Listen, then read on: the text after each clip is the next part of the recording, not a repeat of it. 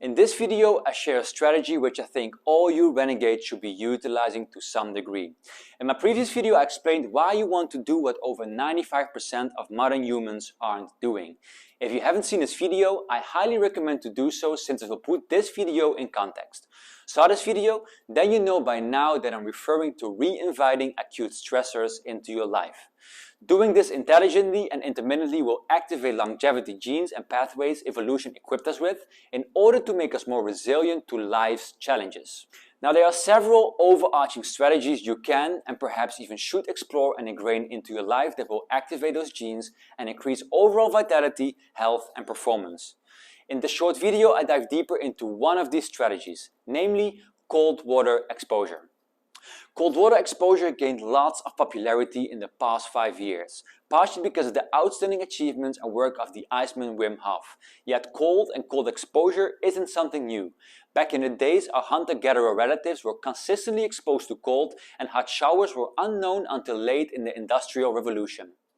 Now, I could talk longer about all things evolution in regards to cold, but honestly, I don't want you to look at the screen any longer than you have to in order to get from it what you truly need. So let's dive straight into the benefits and some recommendations based on personal anecdotal evidence and recent scientific research regarding cold water exposure. The positive effects cold water exposure has on our body-mind physiology are profound, but let's clarify one important aspect first: the temperature of the water. You might have wondered how cold the water has to be. The answer might surprise you.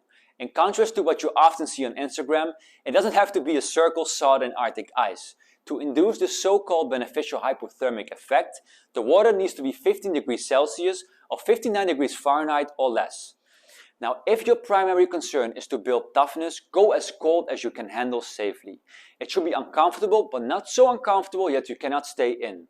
I highly recommend to build up gradually to lower temperatures, and ideally, and especially when new to full water cold immersions, to have other people around. If you are entirely new to the practice, I recommend therefore starting in the shower by finishing your hot shower with 30 seconds of cold water for at least 2 weeks.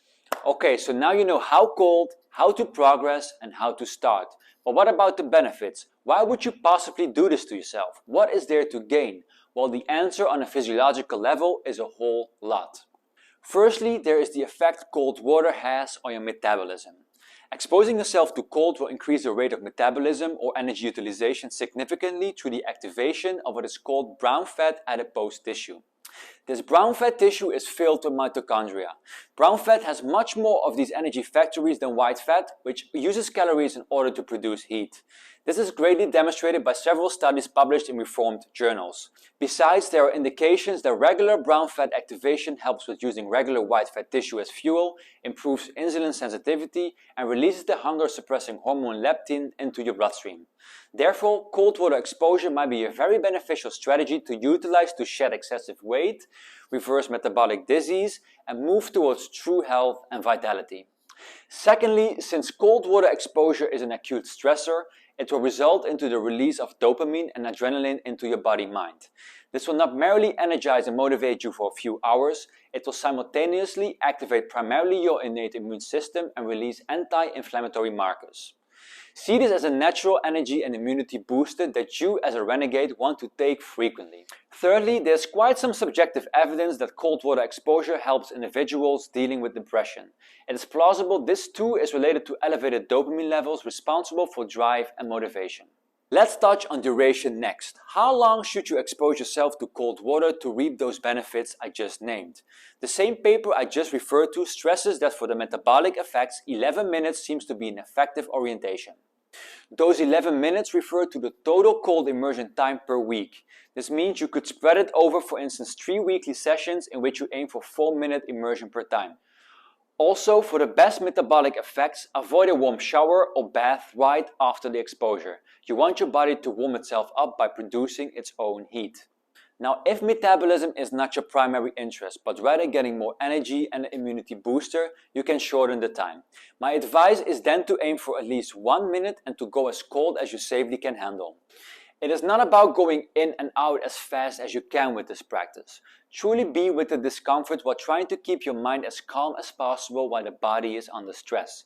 This will prove to be beneficial in other, less deliberate, provoked, challenging situations you will encounter throughout your life where you want to ensure clarity of mind amidst physiological stress. So when to use cold water exposure, you might wonder. What is the best time of the day? Does it matter at all? The answer is yes, it matters. To match your circadian and biorhythms best, cold water exposure is ideally done in the first 8 hours after rising. Exposing yourself to an acute stressor like this will, for most people, when done say after 5 p.m., interfere with their optimal state of nervous system arousal required for sleep. If you don't have the possibility to do this in the first part of your day, I highly recommend using a warm bath or shower right after the cold exposure in order to compensate for the nervous system sympathetic arousal. Combine this with slow exhales and even humming, which is something like for the best relaxation response. Now, for those of you who already engage in some modality of strength training, the following might be especially interesting to know. If your physical practice is primarily aiming to enhance strength and muscle growth, immersing yourself afterwards, and especially done frequently, will affect this negatively. The anti-inflammation response induced by cold water is highly beneficial in, for instance, recovery between consecutive sport matches or motor skill specific training, but this is not the case when doing resistance training. Several recent studies show that this negatively impacts protein synthesis in muscle tissue. My recommendation therefore is to use cold water on rest days or to utilize it approximately an hour before your resistance training. So here you go, everything you absolutely need to know in order to start or optimize your cold water immersion practice and reap all the physiological benefits. But there's more to this powerful practice. Cold water immersion is one of my absolute favorite ways to truly feel my body. The cold, if you surrender to it, will literally take you out of the overactivated thinking mind, straight into the body, straight into being. And after a while, you will perhaps even start enjoying the cold when you cease fighting the sensation. For that to happen, you have to overcome the tendency to avoid discomfort at all costs, to avoid difficult emotions. We humans, and men especially, have this urge deeply wired within our system. Suppressing unpleasant feelings might work for a while, but over time will only result in energy blockages, restlessness, and disease throughout your system. Therefore, I invite to truly feel the cold. Let it be. Investigate its sensation with curiosity. Investigate your resistance to it. And the sum of all this will truly prove to be transformative and move you towards true health, vitality, and ultimate well-being. Now, if you like this video, don't just mindlessly select another one.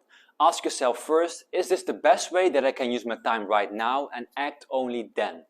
Thank you for watching this video, and I hope to see you in the next one.